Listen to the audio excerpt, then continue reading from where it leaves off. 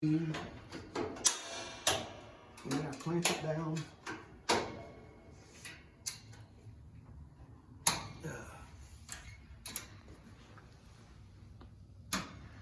And then I'm gonna come around that way, excuse me. I'm gonna pull this heater over the top of the part, so the part's underneath the heater now. And then I'm gonna turn on this breaker right down here, and that's gonna put power to the heater, so the heater will start heating up. And then we get to do the best part of all. You take this little heat gun, and you sit your down in the chair and watch it go. So you look up inside, you can see the heating elements up inside of it. Ooh, I just picked up a static charge, I hope it was. But you can see the heating elements heating up inside of there. And the piece of plastic right now is pretty flat. If you look into it, in here you'll see this piece of plastic, it'll kind of bow up and raise up itself, and it'll do that as it pulls toward the heater. Once it gets up to about 200 degrees, it'll start flattening and wiggling. And about 210, it's going woo and drop down, and it'll get a nice swoop in it. And it'll do that all the way down to, we get it up to about 285 degrees. I just shoot up underneath the bottom here to my plastic to get my temperatures. And that's where I get my temperature on to keep up with. Now,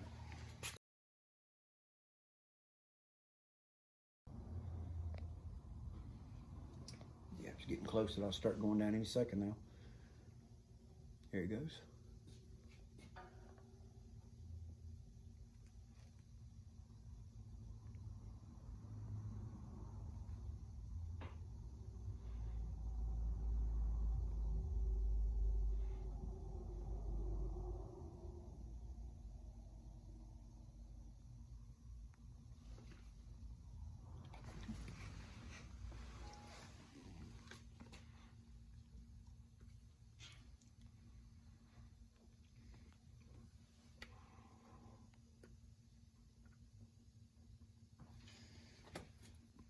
Got a little more temperature to build.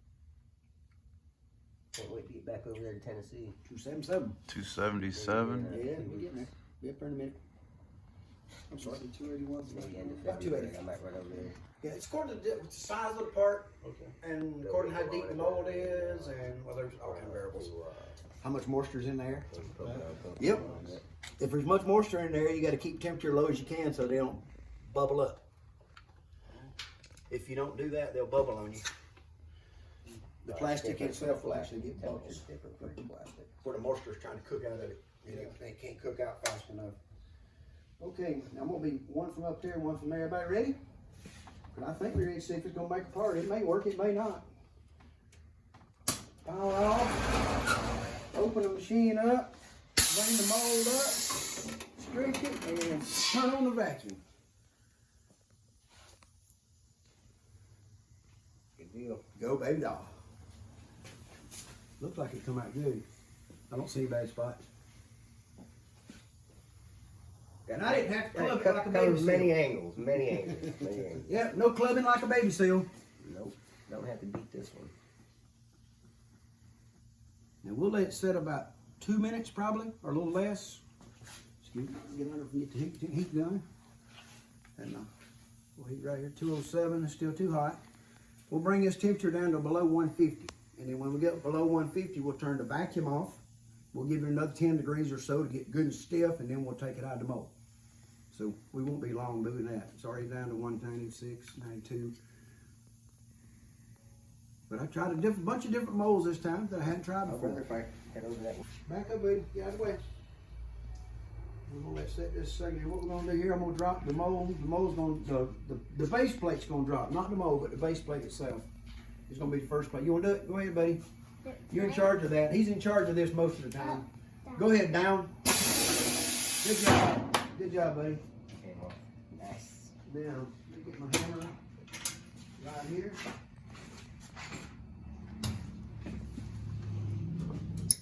No, don't do that. Don't want to do that. Gotta get it out first. Okay, because the mold, it's still inside there. The mold's still in there. We haven't took it out yet. So we're gonna get it out. The way I'm gonna do it, I'm gonna hit it right there. And then I'm gonna go.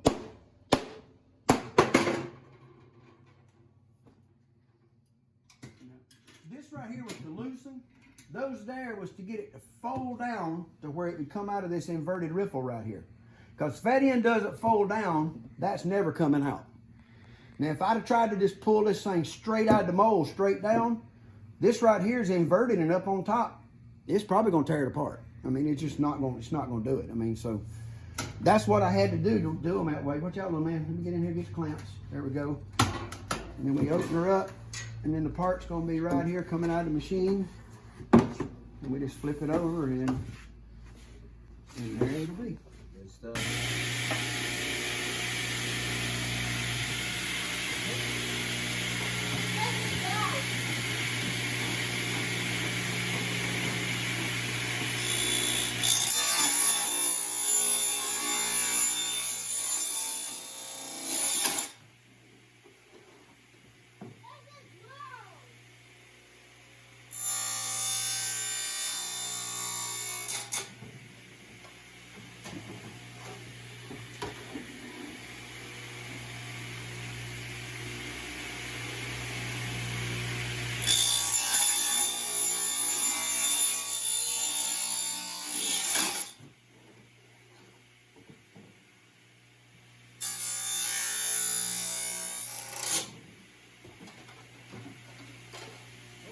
I think we can live with that, boys. What do y'all think? It looks pretty good to me. Anything that goes over top of that, And you know, there's enough room right here to tag it. bottom lip, it'll catch in Hey, there. there's enough room right there. We can make. Tag 'em right there. We could put a aluminum bar across right here with removable bolts where you could bolt it together right there, and that would do a lot of that. Wouldn't even have to worry about these bolts. I think that'd work. I'm pretty sure it would.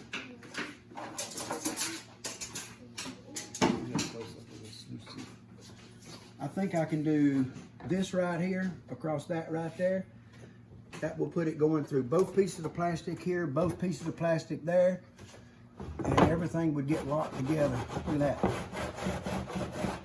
And might want to put one right here and one right there. It's raised, and I'll turn the expanded metal up this way. Now, most people put expanded metal in, they turn it up where it does this. I was watching this Because something. it goes over and then it drops, there's a drop behind it. Well, I make all my riffles in my boxes this way. Because when clay ball hits it, it works like a cheese grater. And it just breaks the stuff up and drops it down and sends it on its way. So that's the way I design those. Now, I don't think we're going to go anything up this high on this because it'd be too far out of the water for you to work. But we're going to make the screen where it's going to sit down inside.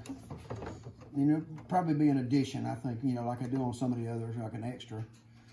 But, you know, you have a clay screen if you want it, or breakup screen, or whatever you want to call it. But if you protect those riffles with something like that, where this right here, then any little stuff's going to go in them and stay. And the rocks are just going to and tumble. And I guess you could throw another one of them in the middle down there if you want to. But maybe not with that bit. Whatever's happened to it.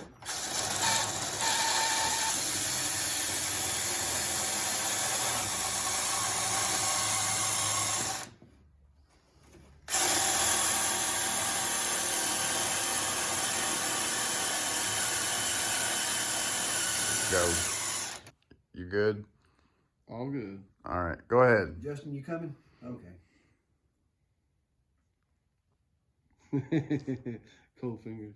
You got them funky fingers.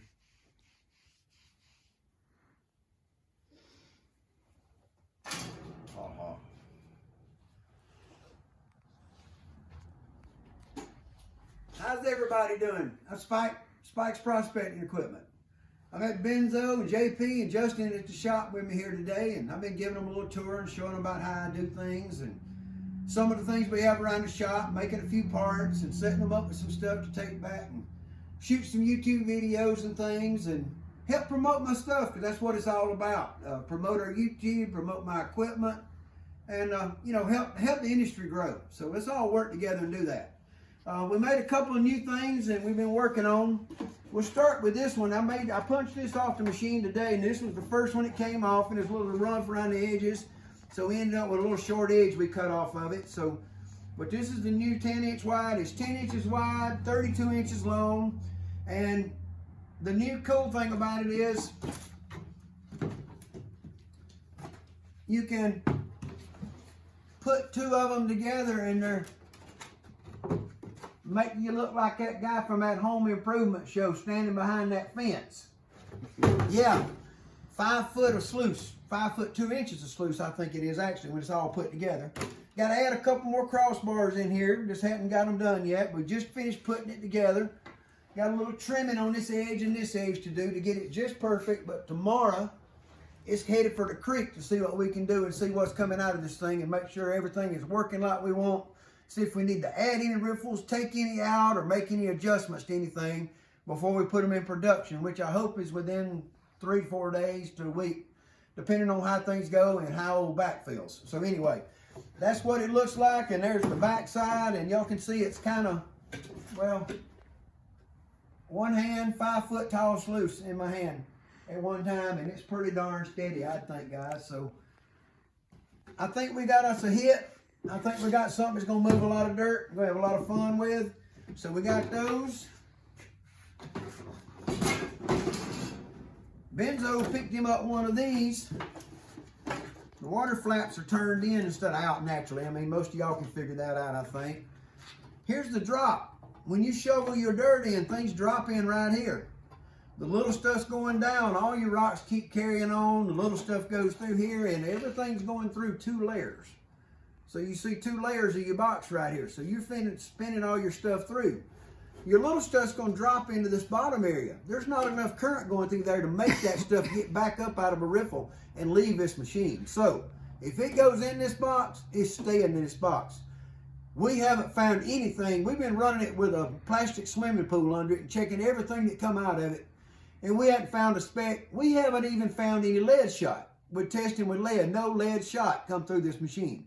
And lead's half the weight of gold. And if I'm catching all that, folks, we got a gold monster. So he's got this set up to do what he's doing.